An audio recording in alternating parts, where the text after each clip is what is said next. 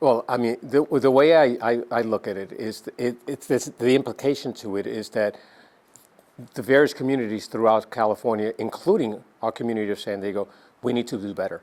I mean, it's one thing to say that encampments are not allowed and are outlawed. It's another thing to then realize, okay, well, where are these individuals going to go, right? And so this calls us to action, as far as I'm concerned.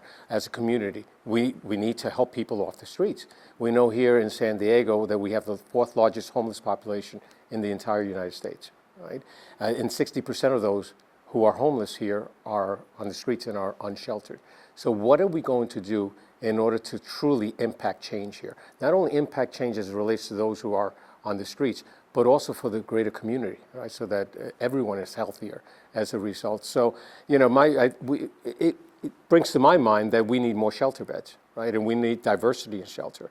And by diversity, I mean we know that families have special needs, that those who are seniors have specific needs, and those who are disabled. We have individuals who have substance use challenges out there. About 40% of the population out there that's homeless has some level of substance use challenge. Mental health challenges, similar percentage. Some have both. So what are we going to do in order to be able to help them off the streets in the immediacy into shelters and then longer term into housing? Because housing is what breaks the cycle of homelessness, and housing in this town is very, very expensive, right?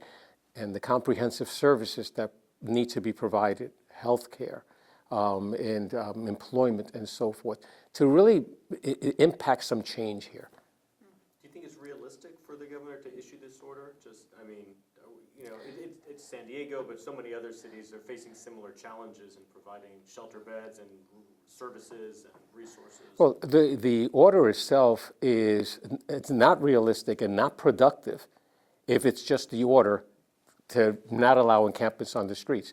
I mean, in addition to that, we have to say, okay, and this is what we're going to do in order to really impact positive change here. This is how it's productive. This is how we're going to help people in the immediacy and their circumstances, right? And individuals are unique in their circumstances, right? So how do we have to help this individual, which might be different, in how we help the next individual? Because I like to say that people are different parts of the journey out of homelessness, right? And so how do you really impact change? How do you help them in their own situation? Because as we do that, then the community as a whole becomes healthier, and that's what's important. So the order, in the absence of concrete ways of making changes here, in my mind, is not helpful and it's not productive, right? So what do we do with this order? That's why I always try to look at things positively. All right, and the way I view this is, okay, so fine, how do we make a change here? How do we truly impact the community? Oh, go ahead if you have a question. If you're following up on that, then you can go ahead. I was just going to ask about the disconnect and how to actually address it. That seems to be where things trail off into different lanes as far as is housing the first priority, is recovery services the first priority. Because in interviews today, it seems like, okay, well, housing first isn't the actual issue because there's substance abuse and other things like that. And on the other hand, it's like, no, they do need the housing, and then you can help them afterwards. So, having been dealing with these people firsthand, where do you stand? They're not mutually exclusive. I mean, we can't just say that housing first is the answer in the absence of services, right? That's not going to help an individual retain the housing.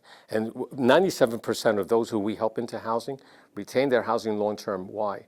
Because we provide the comprehensive services in order to help them prosper within their respective homes, right? That's very, very key.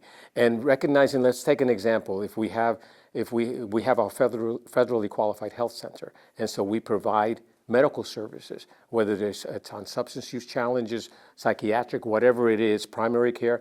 If those individuals are going back onto the streets, how effective is that doctor being in the life of that individual who's being served? You can just be so effective because it's not healthy to be on the streets. So that's why, yes, we provide the medical care, but we also have to, as a community, provide the housing in order to really help them in their health situation, right? So there's an intersection between housing and healthcare, right? You really have to have both. Right, so that's why I mentioned it's not mutually exclusive, and I know some people try to separate it, but that's not productive, right? I mean, really, it's how do we comprehensively help an individual and holistically? That's what helps people in the long term to keep them off the streets. We just don't want to get someone off the streets for the night. We want them off the streets permanently. So what do we provide? What level of resources do we have are necessary for that? And so many, your guys, Father Joe's, and I mean, so many other groups and nonprofits in the city of San Diego and the county, everyone's trying to do so much. But even with that said, with this order coming down, are we prepared to, follow this order? No, I don't think we are prepared currently, right? I mean, we know that because of the thousands who are still on the streets, right? So, and I think it's, as a community, San Diego has been progressing over time. I've been here at Father Joe's Villages for the last 10 years, and I think we've progressed over time, but there has to be recognition that we're nowhere near where we need to be. I mean, in the prior point in time count, 50% of those who are homeless in San Diego, in the county of San Diego, were unsheltered. This time around, 60% of those who are homeless in San Diego are unsheltered. So we have more unsheltered individuals than we have had in the past. That's an indication, by the way, of the economy, all right, and what's happening out there. It's getting more and more expensive. Various things, whether it's housing, whether it's eggs, cost of eggs or gasoline, whatever it is. That people who are just hanging on by their fingertips are falling onto the streets. Right? And we're seeing that day in and day out at Father Joe's Villages. And you mentioned this in your statement, but I mean, we need to have a sense of humanity. I mean, is that missing from this executive order? It's an excellent question. We absolutely do need to have a sense of humanity. I believe that the sign of a strong society in general is how that society takes care of its most vulnerable. Those who are on the streets are the most vulnerable in our society here. How are we taking care of them? That will indicate how we are as a society, right? How successful are we as a city? We like to say that we're a world-class city, and I believe that we are, right? But the reason we prove that primarily and especially is by showing that we take care of the most vulnerable here within our community. You mentioned jailing in your statement. I was hoping you could elaborate a little bit more on that, because that seems to be... Sure, that's an excellent question. Jail is not the answer here, right? Jail just digs a hole deeper for the individuals in question, right? If you put someone in a cell, as an example, first of all, they're not going to be there but 1 or 2 days.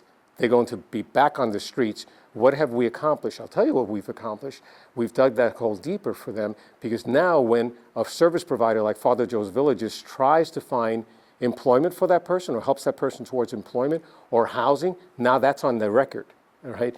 And it's the credit history is impacted by it. As an example, maybe a landlord then won't rent to the individual, or the individual may not get that job, right? So again, we've done nothing productive and positive for that individual, and in the end, we've done nothing productive for the community as a whole, because that person is still on the streets and homeless. And more on that, the biggest argument that I've heard, and positively, I guess, pushing for jailing, is that there are people that don't want help, right? So when you hear that, what do you respond? That, okay, if they're not going to cooperate, if they're not going to take services, if they're not going to take housing, then what else are we supposed to do?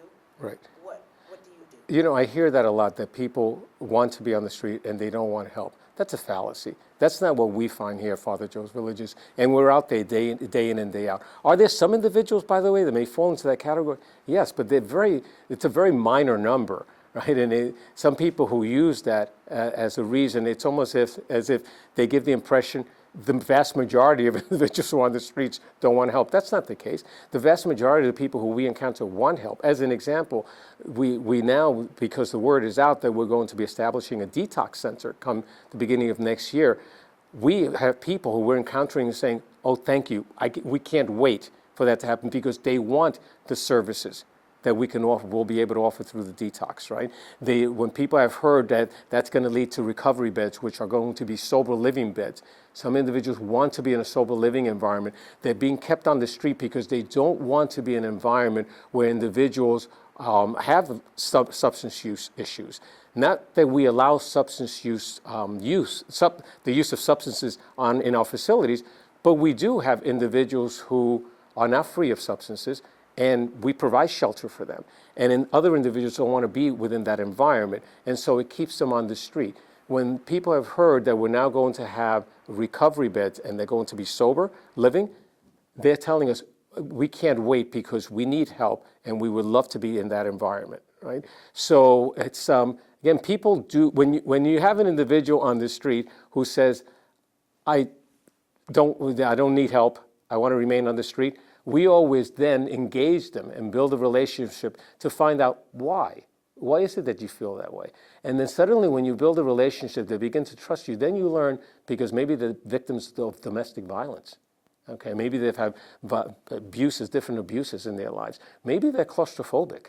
Maybe, I mean, there's so many issues. So we don't take it at face value in the sense of hearing someone say, well, I don't need your help right now.